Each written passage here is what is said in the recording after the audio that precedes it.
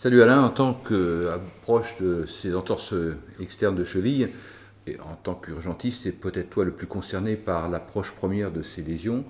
Quelle est ton attitude de diagnostic et quelles sont tes considérations par rapport aux critères d'Ottawa?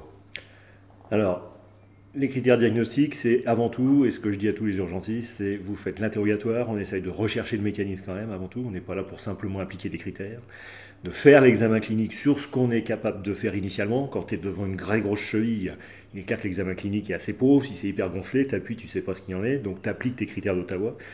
En les appliquant, tu fais tes radios donc de cheville et ou d'avant-pied suivant la localisation, avec les clichés standards.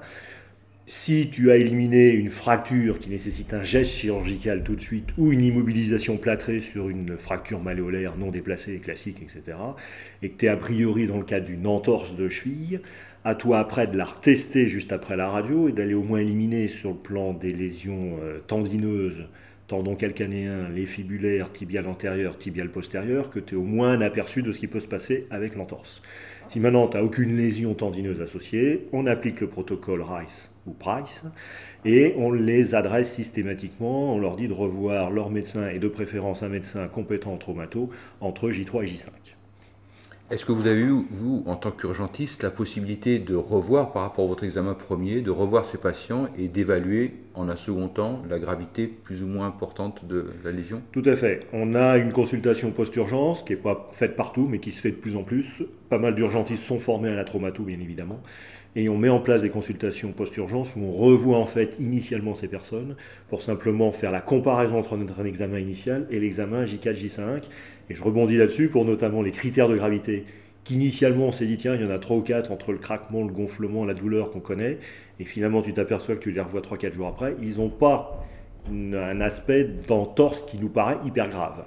Donc ça nous permet d'insister sur le fait qu'à J0, on est plutôt là pour éliminer la grosse fracture et adapter le traitement, et qu'il faut vraiment réévaluer la cheville à J3, entre J3 et J5, pour adapter vraiment le traitement derrière, et éventuellement demander un examen complémentaire si on a un doute sur une lésion associée, quand on en a parlé tout à l'heure.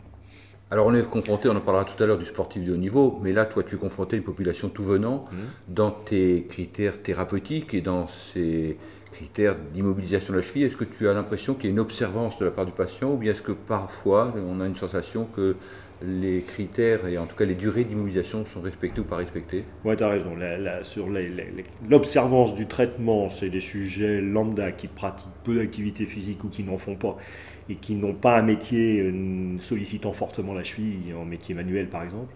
Majoritairement, ils arrivent à garder 3 semaines, éventuellement la contention que tu leur proposes, et qu'après, ils font 2 fois sur 3 la rééducation que tu leur proposes, et que globalement, il y en a un patient sur 3 qui ne suivent pas effectivement ces consignes.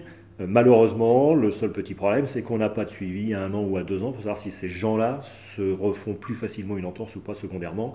Mais on n'est pas non plus dans un cadre sportif. Donc voilà. J'ai pas d'argument actuellement pour dire c'est ces gens-là, est-ce qu'il faut vraiment se battre avec le kiné et tout, et de leur dire c'est du 6 semaines comme on en a parlé, ou est-ce qu'il faut rester un peu sur ce mode-là, puisqu'ils ne sollicitent finalement que très très peu leur cheville dans la pratique de tous les jours. Merci Alain et encore un grand respect pour ta profession d'urgentiste, nous qui sommes de l'urgence différée, cette profession est tout à fait remarquable. Merci Alain. Merci à toi.